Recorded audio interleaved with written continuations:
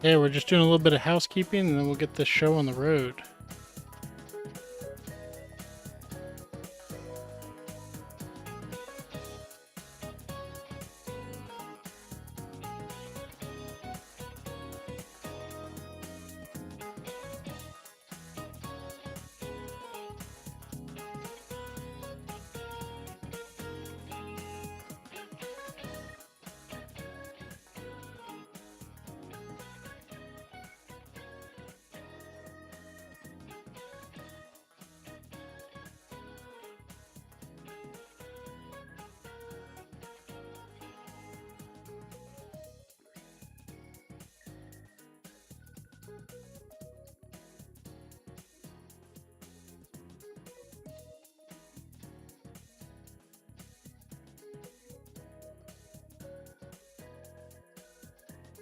Hello, we're getting started on the One Piece Awards here very soon.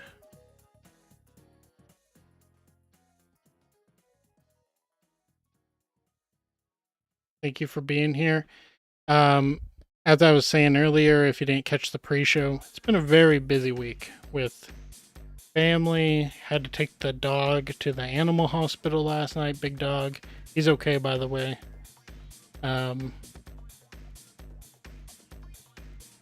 Yeah, it's been very busy. Very busy, very busy indeed. Yeah.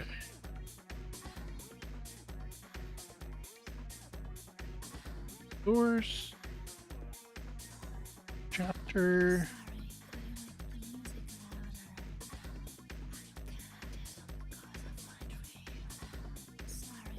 The best chapter of 2024. Planet.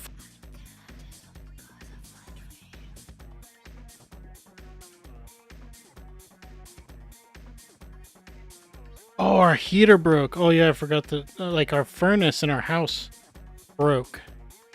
Our house got like too cold, just way too cold, and we actually had to go to the property management, you know, because we rent, because that's the type of world we live in. And I was like, look, we pay you money and we're supposed to have warm. We don't have warm because we're waiting on somebody to come out and fix it. So you need to provide like space heaters or something. So we got some space heaters and it's not quite as miserable, but stress, stuff like that, not very fun.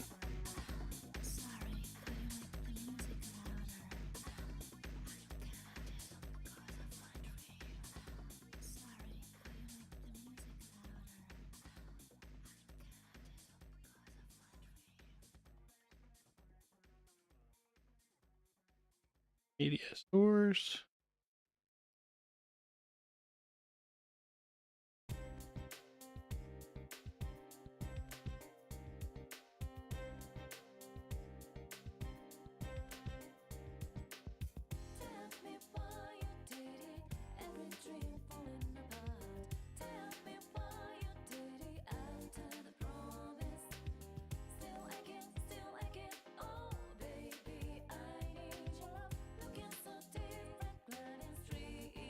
Yeah, people out here got no heart.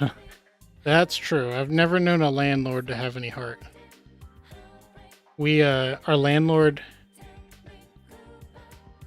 So we had in my son's room, he like, there's like a pad on the wall that protects the wall from like the doorknob because it turns into the room. And that just fell off one day, and underneath the pad that's supposed to protect the wall is a big ass hole in the wall. So I was like, what the fuck? So what happened next was we contacted the property management and we were like, hey, there's this hole in the wall. We didn't do it. So that was here before. Can you fix the hole in the wall? They bring somebody out and they just put another one of those things over the hole in the wall. So they just repeated it rather than spending $2 or whatever on fixing a wall. I mean, it's not very, they just don't want to pay for the paint or something. I don't know. It was insane though.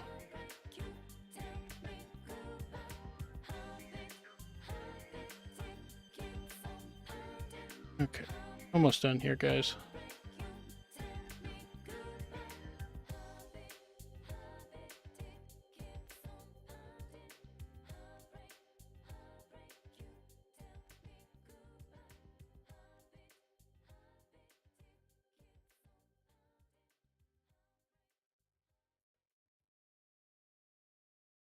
Welcome to the Big Dad broadcast. We're going to be doing the One Piece Awards 2024 manga edition. I did an anime version to kind of like test out this whole premise, and I thought it was fun. There's not really something out here like this, so decided to put it on my own. I wanted to celebrate One Piece a little bit because wow, this last year has been like amazing. One of the awards was the best chapter, the best moments, and really when I was looking back at it, I was like, man, all these chapters are like 9 out of 10 on the low end. So that's just the kind of year we had. We've been eating good. But I wanted to hear from the people what their favorites were. Let me see.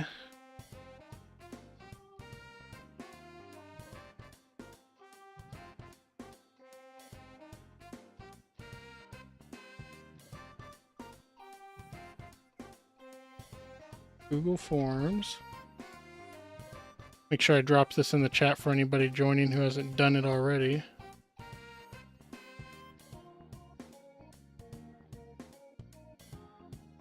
My God, where the hell?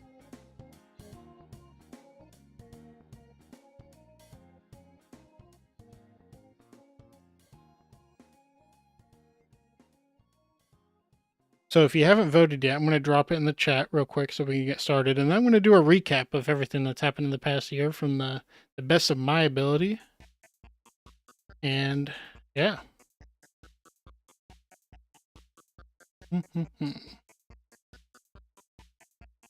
Okay.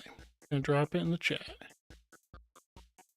Oh my gosh, the anime kicking back up is going to be really fun because as much as I love the first half of Egghead, which I would consider to where the anime ended, the second half where we start with the, the Buster Call and all that kind of stuff, so it's just so much better, which is crazy. I really felt like the second half of Egghead Island was one of the best, 25 chapter stretches that we've had, only rivaled by maybe like Impel Down and Marineford, maybe, to my mind at least. Okay.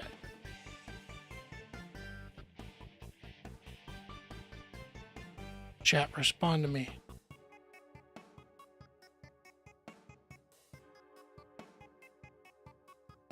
Vote.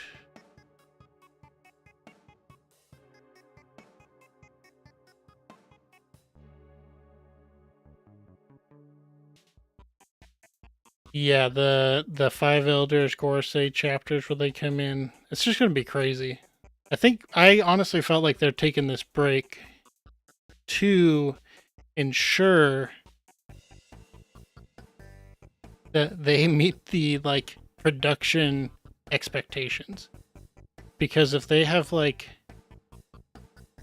and they do, they meet the expectations for the big moments, but it's going to be such a long stretch that I think they were like, okay, so that we don't have these episodes between the biggest moments that just look like ass. Let's take a break and start doing it right and kind of reform ourselves, get a little bit more in with the times. That's sometimes why the One Piece anime looks kind of shitty outside of the biggest moments, is because they never stop. They just keep going. So in the chat, I dropped the forms to vote if you haven't voted. But other than that, let's get into the recap. So when we went back to Egghead Island, we started back at 1103, which is where Saturn has Bonnie picked up in the air, about to end her. And Bonnie's at this point basically given up. She's been remembering all of Kuma's pain. She's been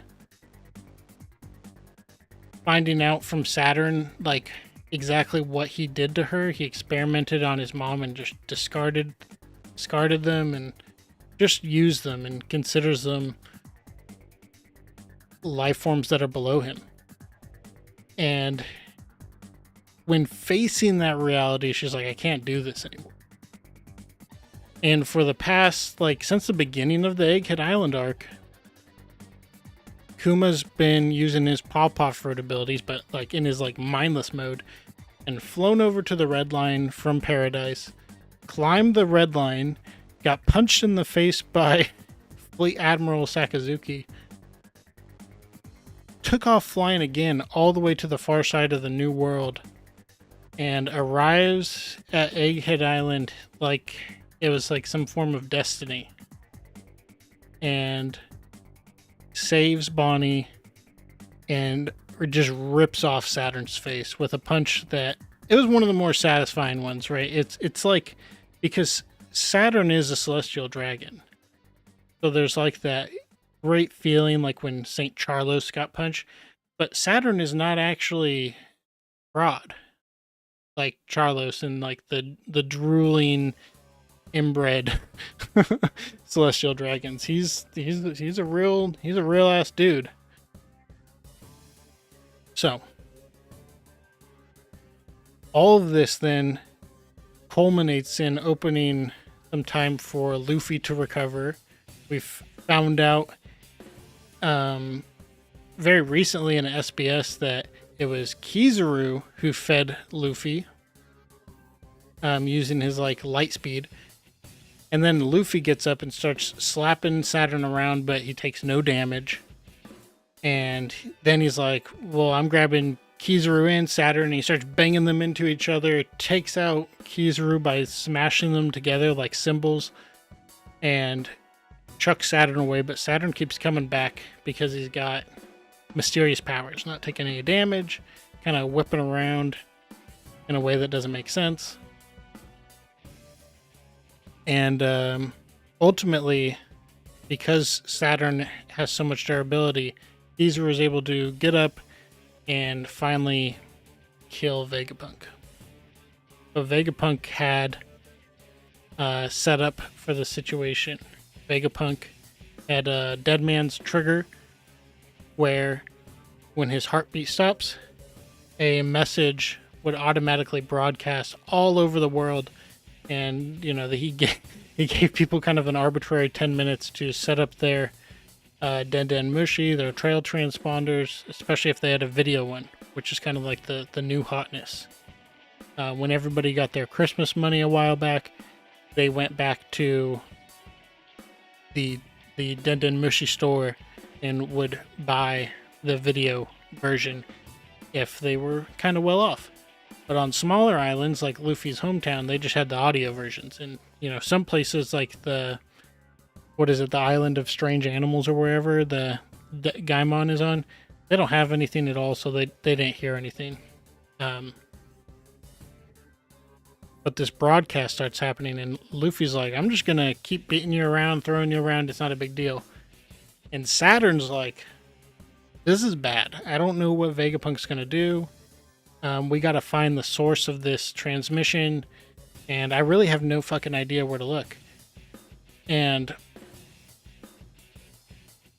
earlier, like this is in the previous year, Saturn basically like teleported onto Egghead Island using like a summoning circle. He like teleported from a Navy ship onto the island.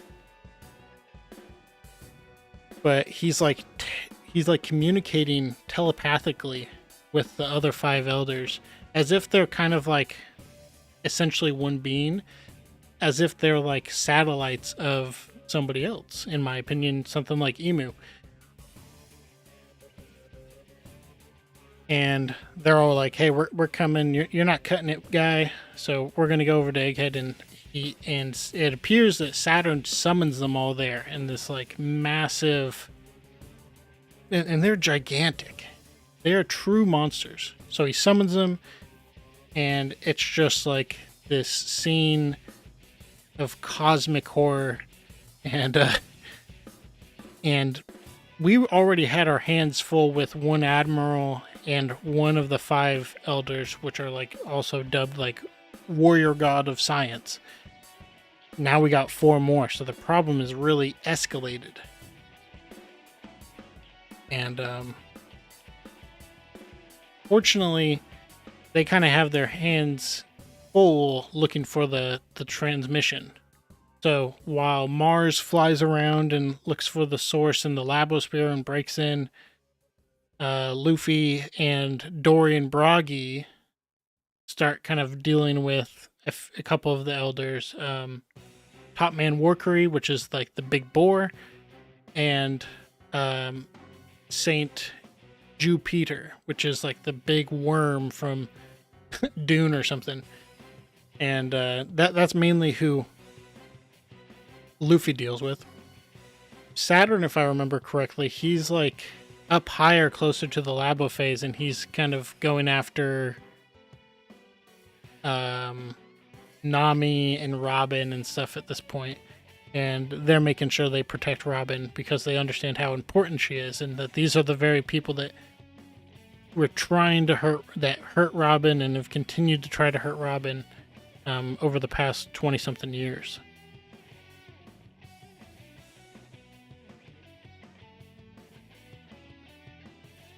So they're looking for this Den Mushi, and they just cannot find it.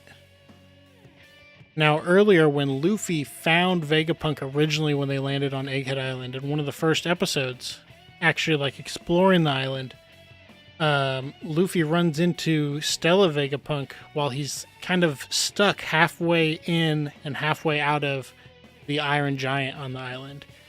And it turns out that at that moment, he was placing the Den Mushi transponder snail inside the Iron Giant so that they would have to be able to destroy the Iron Giant or just even find it there. It was just a very good hiding spot because they kind of predicted all of this, and yeah, it was awesome. Let's see here. So eventually, because Luffy's Gear 5 starts to wake up the Iron Giant and he gets his ass kicked and falls back into the ocean, and he's like, I thought you were there, Joy Boy. Man. Then Luffy's like, they're kind of on their way to escaping. It's going pretty well, all things considered. And Luffy's like, Bonnie, don't you want to like punch Saturn in the fucking face? And Bonnie's like, oh man, I can't. They're so scary. You know, Bonnie's a child. And Luffy's like, I don't know exactly what your powers do, but you can do it. And so Bonnie thinks back to the beginning of the arc where she first meets Luffy, and she asks him about his bounty poster. She's like, what's up with like you looking all weird on your bounty poster? And Luffy's like, that's when I'm the most free. So she thinks back to that moment, and she uses her ability to access a future where she's the most free. And she turns into Nika herself. And you get like the double drums of liberation beat playing. It's louder than it's ever been in the series. And that wakes up Emmett, the Iron Giant, who turns out was a former like crewmate or ally or friend of Joy Boy. We don't know the exact situation, but Joy Boy told him that he'd be needed in the future. Joy Boy told him like, here's this like hockey string shit. You can use this in the future and change fate. And so Emmett's like, this is the time I'm going to do it. And so he busts out like this little knotted string, undoes it, and just like the powerful blast of hockey sends back all of the 5 elders minus Mars and Saturn. Mars is blasted back to Mary Joie, around this same time. I think he's blasted back first because Luffy kind of absorbs like the hit from Frankie, Sanji, and Bonnie, and uses his like rubber abilities to bounce it back into Mars and just destroys him in one hit. I mean, it's over. He's going back. His ass is going back to Mary Joie. It was awesome.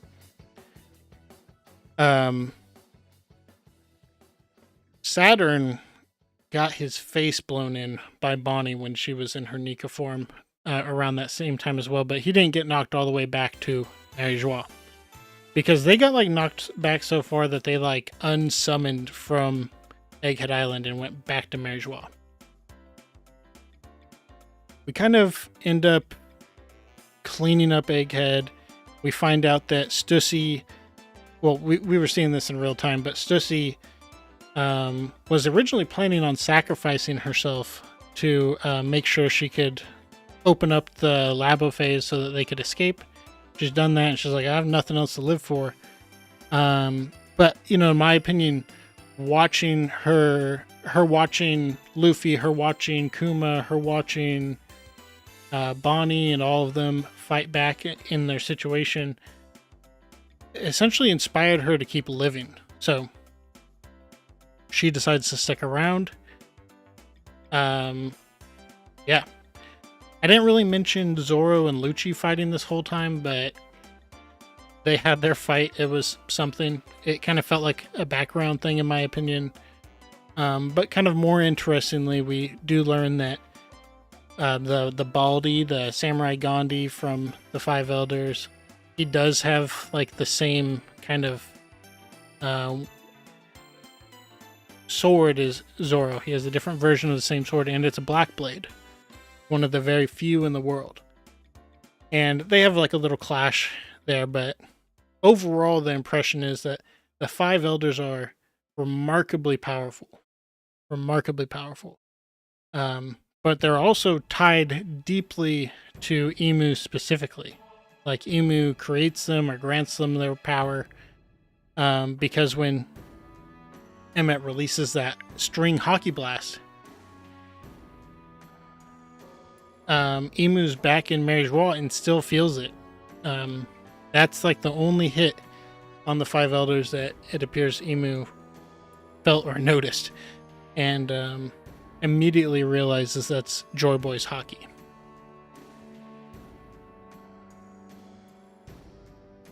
Yeah, the manga is slow during the holidays. Gives us that time to reflect and do the show, in my opinion, but I'm so ready to get back into it. I think Elbaf is about to take off like crazy. We also get to see, we kind of learn about how Vegapunk is not really clearly dead as we would have once thought, that Vegapunk still lives kind of within the other satellites and more essentially like exists in Punk records, and like the line of death is very unclear with Vegapunk specifically. But then we see at the same time Emu punish Saturn by just ripping their powers away from him or something, and he just burns to a crisp right there in front of the vice admirals that accompanied them to the Buster Call. And that was, oh, so glorious. The Straw Hats are sailing away back to Elbaf with Dory and Bragi and other Elbaf warrior giants. They're having a great time and partying it up.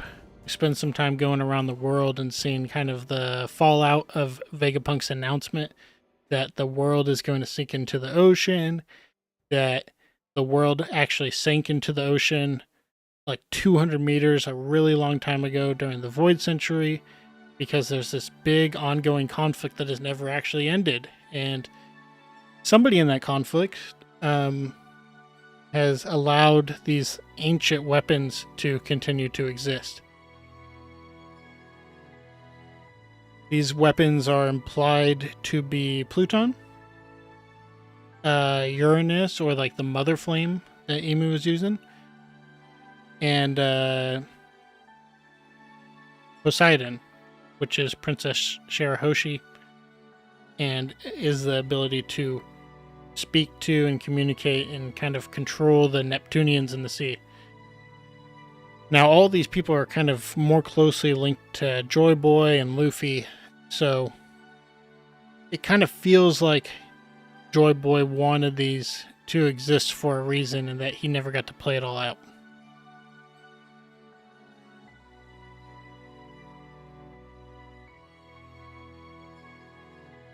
So the Straw Hats eventually kind of drink too much and end up getting captured and placed into like a toy castle on Elbaf. And it's a very silly situation where Nami wakes up and is running around and like her tattoo's disappearing.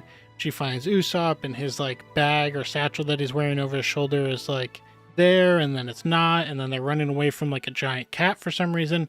Just very odd. They end up meeting up with Zoro, Sanji, Luffy, and they all like save Nami and Usopp by using the same attack from like the Alabasta arc against like a sandworm or something from back then. It's just this very weird, eerie feeling that there's some type of like magical shit happening here on Elbaf already. Now, what does that mean exactly? I don't know. But when we end up escaping this like little fake playroom by this fake sun god who turns out to be a new giant warrior pirate named Road, who's actually an underling of the Straw Hats. He's just like very weird and goofy. We find out that Elbaf has lots of other magical weird shit going on where you can just like paint a rainbow with like a rectangular prism. You can just paint a rainbow and then ride the rainbow up to like this other level of Elbaf, and you're like, oh, okay, I guess we're doing that. Very interesting. Very interesting. So a lot of people thought that all those mistakes in the art from when they were in the toy castle were like Oda making drawing mistakes, but I think it's pretty clear that there's some very interesting properties to Elbaf specifically. Lilith, who's the Vegapunk that's alive and with them, is talking a lot about how Elbaf has this like perfect climate for their science. And eventually we take a moment where Luffy goes down and meets a presence that he can sense down in the lower part of Elbaf, the underworld. And that's where he meets Prince Loki, who's tied up in prison there. And Loki tells Luffy, like, hey, if you let me go, I'll destroy any pirate crew you want.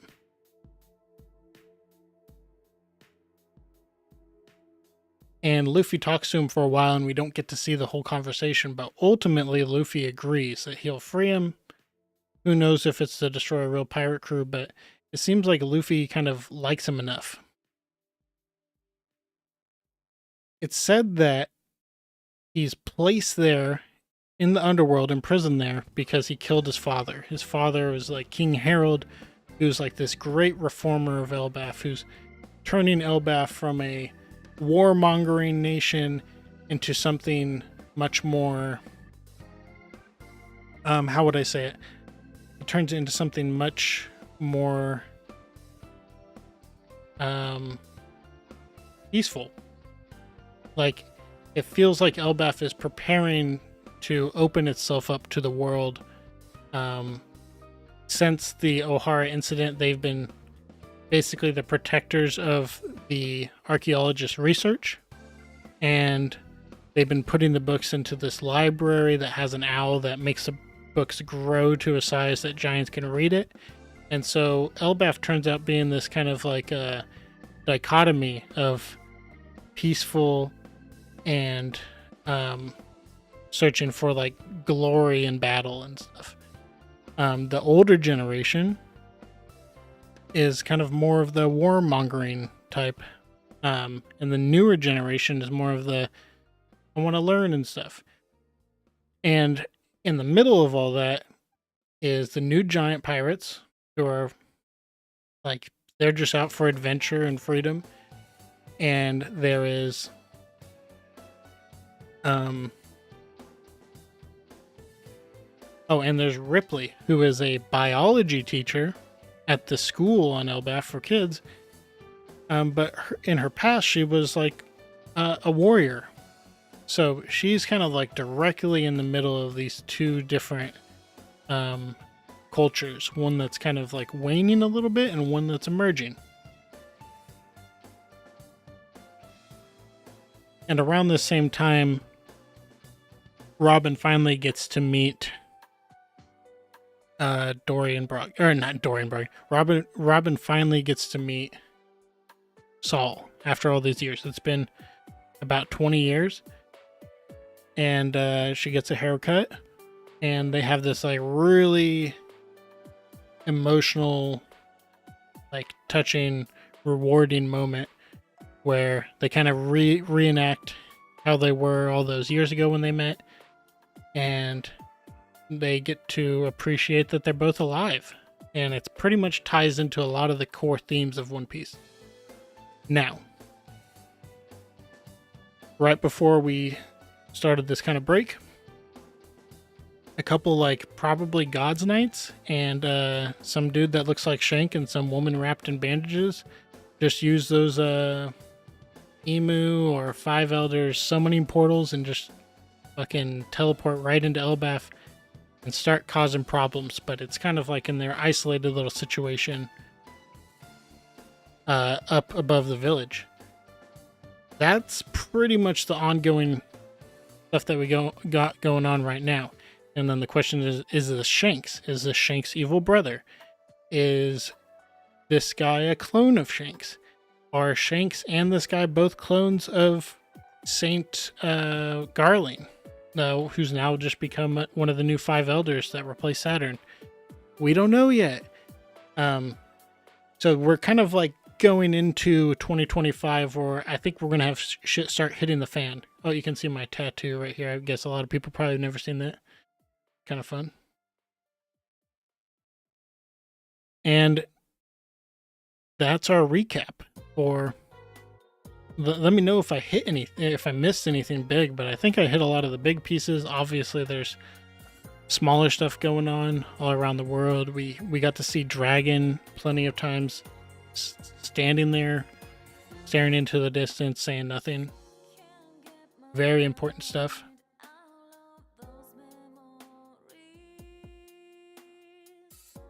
All right. I'm gonna check the forms real quick, and then we're gonna do then we're gonna do the awards.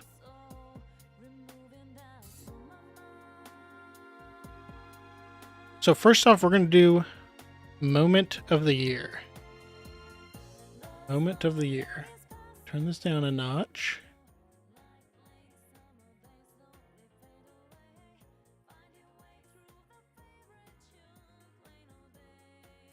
Kuma punches Saturn. Probably the last Buccaneer, a former slave, a former warlord, a former missionary, a former revolutionary, and a father, commits the greatest sin for somebody of his status in the world, striking one of the Five Elders. And after all the pain and misery we've seen him go through, the catharsis of this moment was just unreal. The core of Bonnie's character is someday wanting to meet Nika, be like Nika, be free, for her father and everybody she knows to be free. And her hero says, you can do this too. And she imagines a world where she's the most free, and she turns into the sun god Nika, showing that anybody can be Nika, anybody can become the most free. When the Five Elders are summoned into Egghead Island, the whole tone changes from Luffy just slapping around one of the elders to, oh shit, we got to get off of this island because these are monsters. We haven't leveled up to this level yet.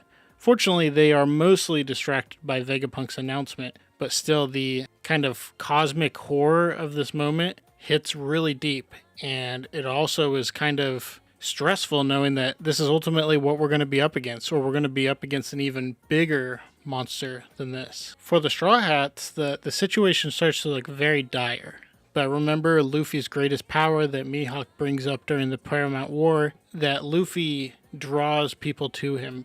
People want to help him. And so when Dory and Bragi show up to help rescue and save the Straw Hats, it was so glorious. It was the perfect group of people to show up at that moment, and perfectly leads right into the next arc, Elbaf.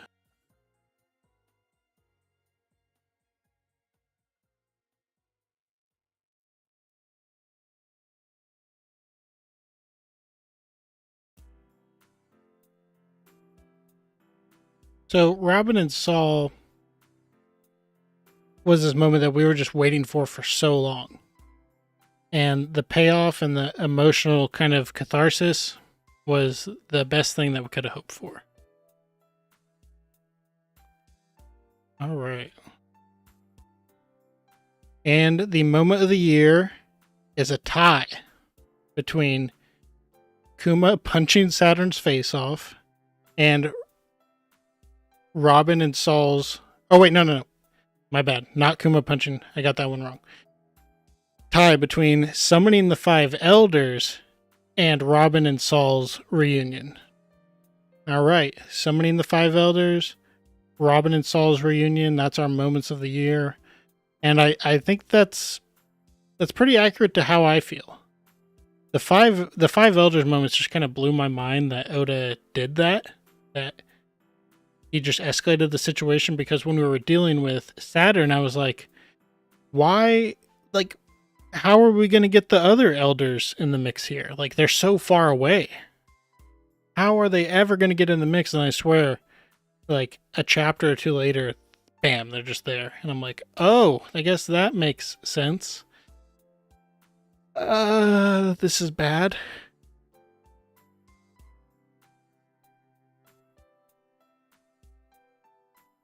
All right, next we got the chapters of the year.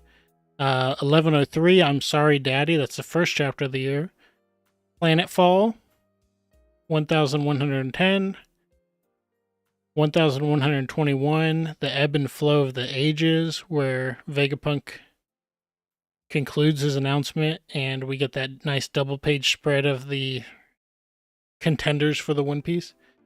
And then chapter 1133, Praise, where Robin and Saul have their reunion.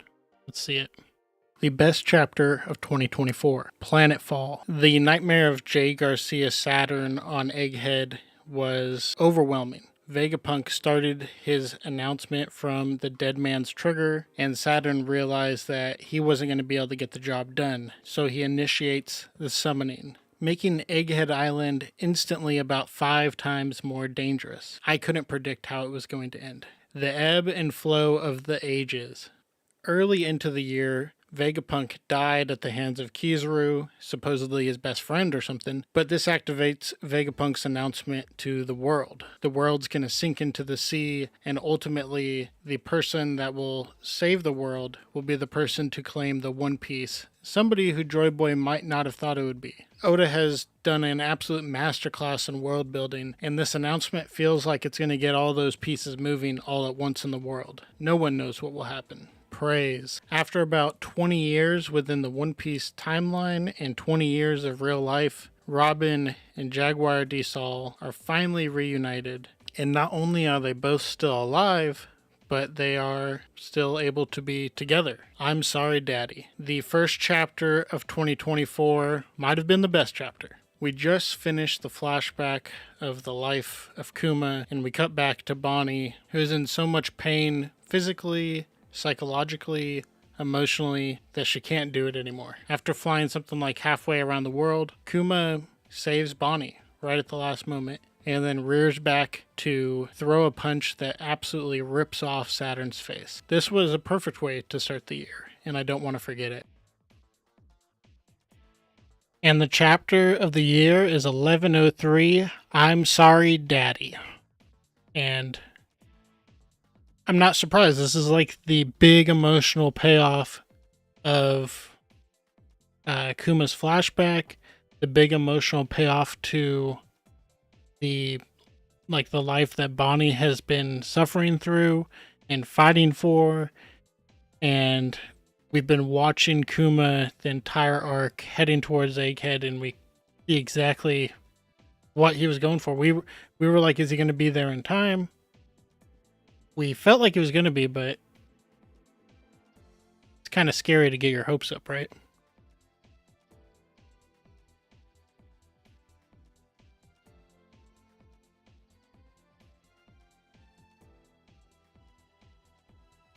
Okay. Best new character. Let's see. The nominees are Emmett, Loki, Road, and Ripley. Obviously, I nominated all these ones. So, new character. So, Loki is been set up since the big hit, the Whole Cake Island, and I think he promises a lot in terms of how he's going to connect with Luffy and the Straw Hats. And I think that we've been kind of going down a little bit of a misdirection with him of why he's imprisoned, or maybe why he's taking the fall in place of somebody else. And then we got Emmett, Joy Boy's friend, compatriot, roommate. We don't know exactly, but originally he was just this iron giant. But it turns out he's like got like full intelligence and stuff, and that he's powered by the Mother Flame. And then he starts punching it out with the Five Elders, and ends up being kind of the hero of the Egghead Island arc. And then we got Ripley, the Elbaf giant MILF that we all want to step on us. Like I said earlier, she's kind of between two generations of the Elbaf giants. And I think that she is kind of set up to possibly play a very important role later in the arc, and how we see her respond to the conflict that's going to come to Elbaf. Oh, and then we got my boy Road, who's basically just a goofball. He's maybe going to be this gag character, and we're going to see how he kind of grows and ends up kind of accepting the Straw Hats, is kind of what I'm looking for.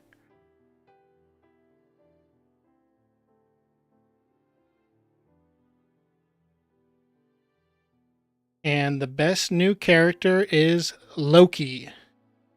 No big surprise here. I think Loki is kind of an immediately very interesting character. He has a lot of promise with how he is going to play a role for the rest of the story, I think. Like I've said a few times during this broadcast, I think it's pretty likely that Loki is not a daddy killer, and that he's been framed or taken the fall to kind of maintain the course for Elbaf, because as we are visiting Elbaf right now, they are currently kind of following the will of King Harold, and they're becoming a more peaceful civilization rather than just bringing war and destruction with them. So I'm possibly expecting that maybe it was somebody else who killed King Harold, and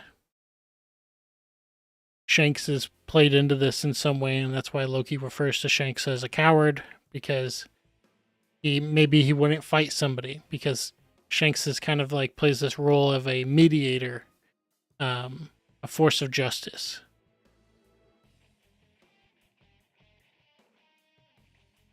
Ripley got robbed. Well, I think Ripley has a pretty good shot in this next one, because we're going Baddie of the Year. And Baddie of the Year, it's kind of like, a lot of lamer content creators, no, just kidding, would have a category here called like Waifu of the Year or something like that. But here we want the badass women of One Piece. Give them some attention. And lately in Elbaf and Egghead Island, there's some people that I would let step on me. and I would not be ashamed of it. So the nominees for Baddie of the Year are Ripley, obviously, anybody that is attracted to moms, bam, got it. And then she's giant and she like fights and stuff and she's smart. I mean, she's the whole package. Then we got Gerd, the a pirate from the New Warrior Giant Pirates. She's just basically adorable and also just huge, so she's good at stepping on you. And then we got Vice Admiral Doll from the Egghead Island arc, and she's that big titty goth GF that we all have wanted at some point in our life. And I never thought I liked chokers that much, but she kind of turned me on to chokers, especially ones with nasty spikes on them. And then we get Robin with her makeover, going back to All Miss Sunday days. And unlike the All Miss Sunday days, she's smiling now. And so there's kind of like this cuteness added to it that I think some people would like. But personally, myself and the rest of the people agree that the Baddie of the Year is Ripley. That is the most important award on this list, obviously.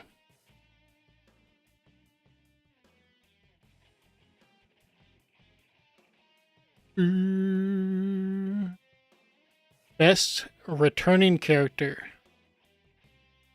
We got Bonnie. Bonnie is played a big role during the Sabaody arc, played a big role during the first half of Egghead Island, and we learn a lot about her past and her connection to Nika, and then she gets this connection to Luffy, and then we get to see her become her true self currently in the arc, where she is comfortably in her child form with her dad, who we are hopefully going to restore his mind.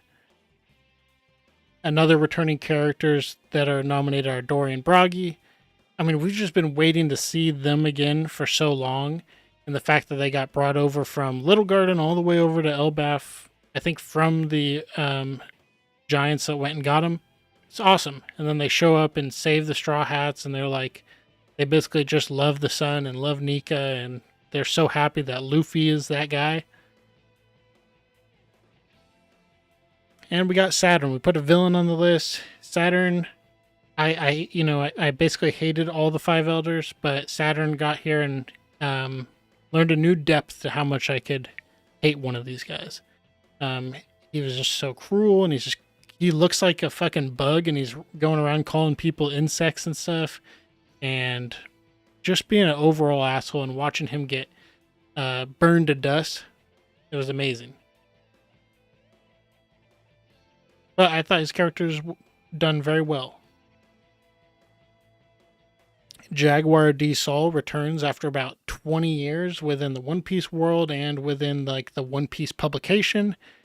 And man, it's so nice seeing this guy. I know Robin's really happy to see him, but I am as well, because if you've seen my analysis videos, you know that his whole stuff about laughter has really kind of embedded itself into the big meaning of One Piece, of laughter and crying, and kind of how those complement each other.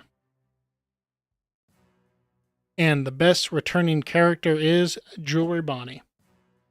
And I think that's justified. I don't think there's many characters, stocks, that have risen as high as Bonnie's in one arc. Because Jewelry Bonnie is one of the members of the Worst Generation. And I thought she was cool before, certainly interesting. But learning that who she really was, that disease that she lived with for a really long time, learning that she went out and went on an adventure as just like a little girl, searching for her father, searching for Nika. It was the best. And then seeing all that kind of coalesce around the climax of Egghead Island was just a fantastic payoff.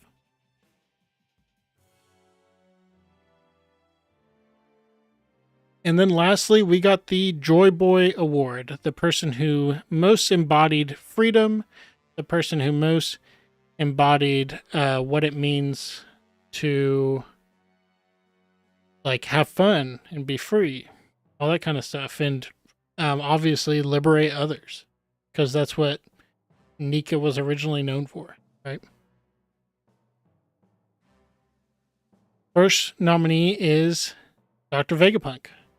Vegapunk set out and made this big announcement to the world, explaining what their fate is going to be, explaining what's going to happen, and that it's unstoppable, and why this is happening in the first place. And it kind of gets all the pieces of One Piece moving right before the big bang that we're kind of waiting for on Laugh Tale. I also nominated Stussy because I found it really powerful how she's a clone and thus kind of feels unsure if she's like actually human or not. And she goes through this arc of letting down the Labo face so that the Straw Hats can escape. And she was just meaning to die there, but now she kind of decided to live and feels like that she's somebody that deserves to be alive. Obviously had to nominate Joy Boy himself, Monkey D. Luffy, because the way he didn't really actually go through too much character development or anything like that in this arc, but the way that he constantly inspired people to help him and help people that he cares about, it's super powerful. And then we got Jewelry Bonnie. Jewelry Bonnie went through one hell of an arc, went through a lot of pain, and ultimately was able to envision her ideal future where she's the most free, and she becomes Nika herself, the person that she's looked up to, wanted to meet for her whole life.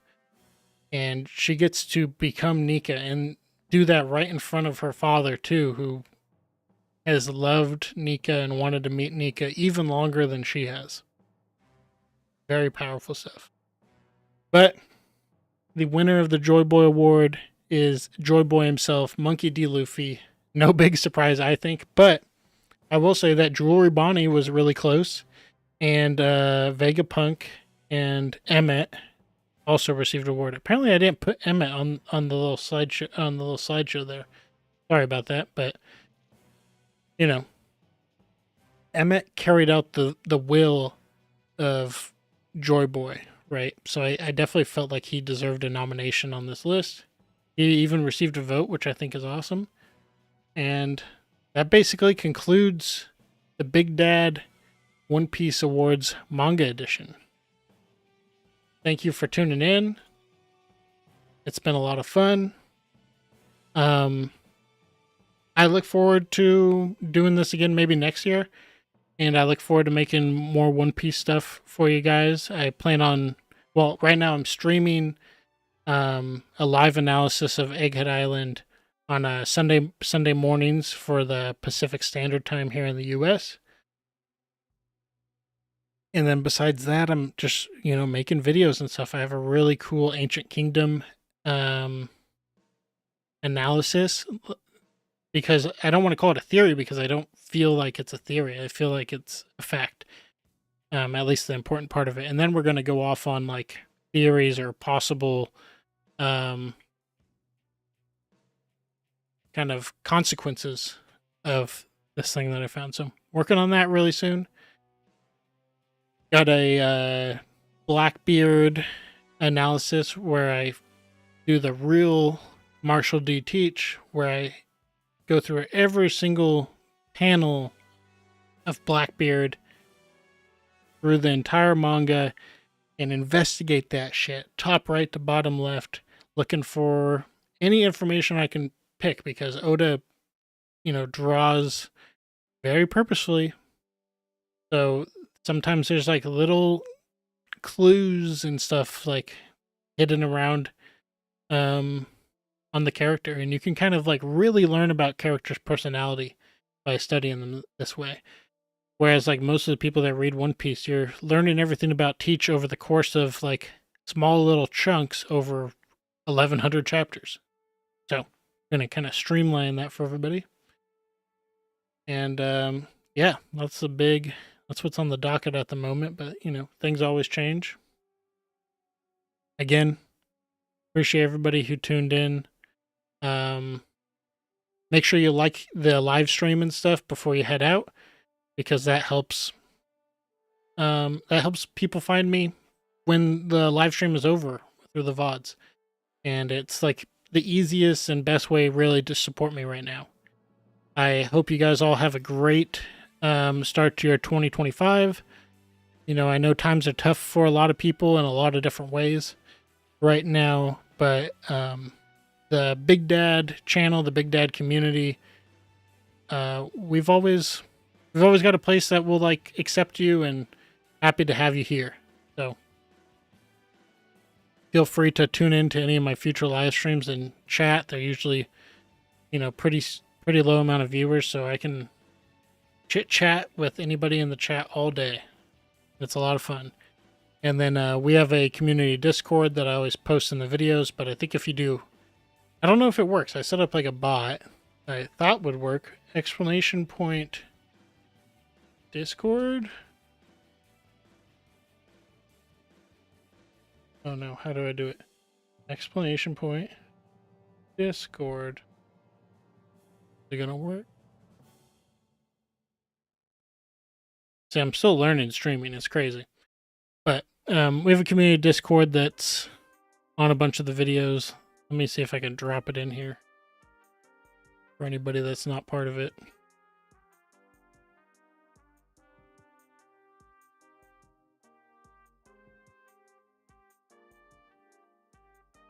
Right, people.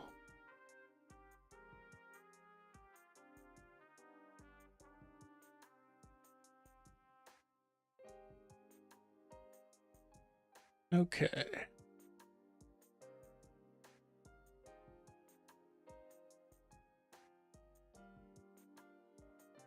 Oh, my wife's already on it. Mine says hidden use copy button. So funny. I did use the copy button Discord.